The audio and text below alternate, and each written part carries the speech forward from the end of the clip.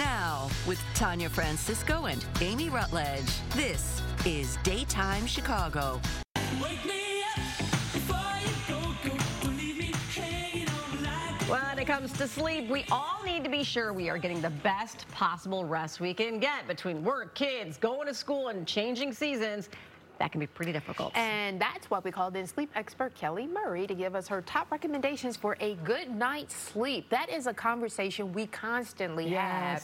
How well did you sleep last night? Because that determines how well your day will go, because that's the regeneration process. It's the cellular regeneration process. I think it's practically an energizer, wouldn't you say? Yeah. Yes, exactly. I mean, it's essential for energy, for productivity. They say for every hour of sleep you miss, you lose 2 hours of productivity the next day. Really?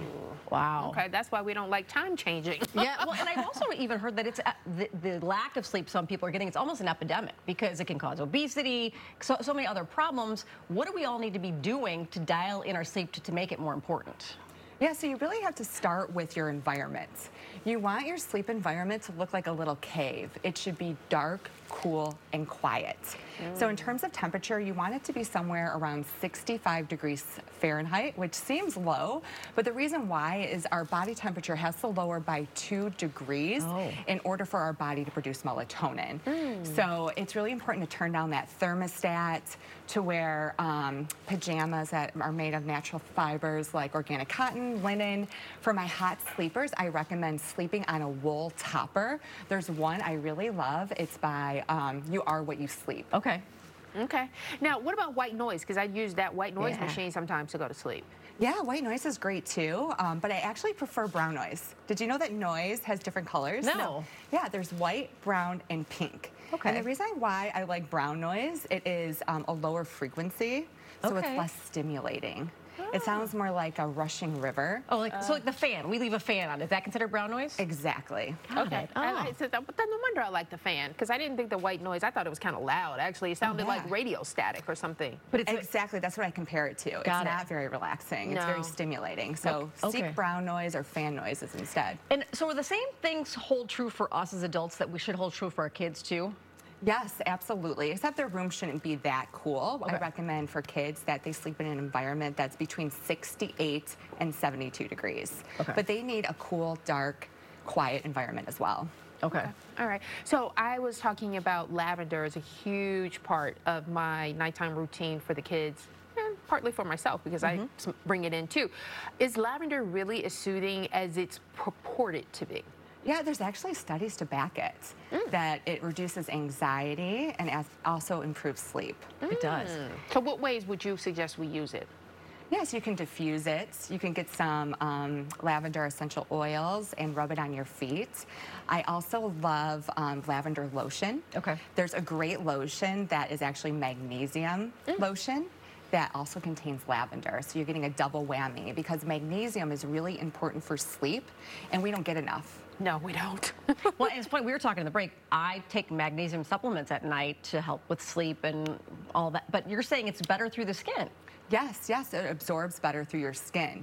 So I recommend that my clients take Epsom salt baths. So what you do is 2 cups of Epsom salt in your bath for 20 minutes, or to use one of the magnesium lotions, like the one that I brought by 8 Sheep's Organic, which is infused with lavender. It smells lovely. I love that. All right. So what about pillows and bedding? Does that have anything to do with how we sleep? And actually the bed itself. Yeah. Yeah, you want to make sure that your bedding, your pillows are comfortable, and that's really individual. Everyone's a little different in terms of what they like, but what I recommend, what's most important is to find fibers that are natural because they're breathable. That way you can make sure that you don't overheat, because if you overheat, your body's going to stop producing melatonin, you're going to wake up. Okay. Because we were talking about the time change, which is coming. It's fall. Kids are starting school. How do we get into a good sleep cycle by changing from a different one? And how long does it take us to regulate from the hour time change? Yeah, they say for adults it's 2 days. However, kids, it could take up to 2 weeks. Ugh. Yeah. Not what you want to hear, right? All right, so my kids don't necessarily sleep through the night. How do you get a kid to sleep through the night? And I don't have infants, so I mean, like I Okay. said, 2 and 4. How do you get the kids to sleep through the night, or even us? Yeah, so for kids, what's most important is that they have independent sleep skills. So they should be falling asleep without you in their room. Are you sitting in their room? Are you laying in their bed? I thought so. I'm rocking them to sleep. All right, yeah, so that's the problem because we sleep in cycles, and a cycle is about 90 minutes, and after every sleep cycle, we have a little wake up.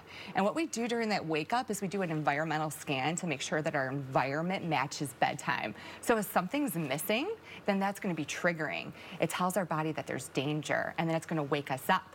And then since they don't know how to fall asleep without you, they need you to come back in the room and repeat what you did during the bedtime routine. So they should be falling asleep independently. That way overnight everything looks consistent and there's no cause for alarm, and they can just connect sleep cycles on their own. Quickly, before we let you go, how long is it going to take for her to rip the Band-Aid off and fix that problem? So you got to be patient when it comes to toddlers. I have a whole program surrounding it. It takes usually about a good 2 weeks. But it's not as bad as you think. And you know, the coolest thing is that they gain a lot of confidence when they learn to sleep on their own. That's awesome. Kelly, you. I thank gotta you so get much that for from joining you. us.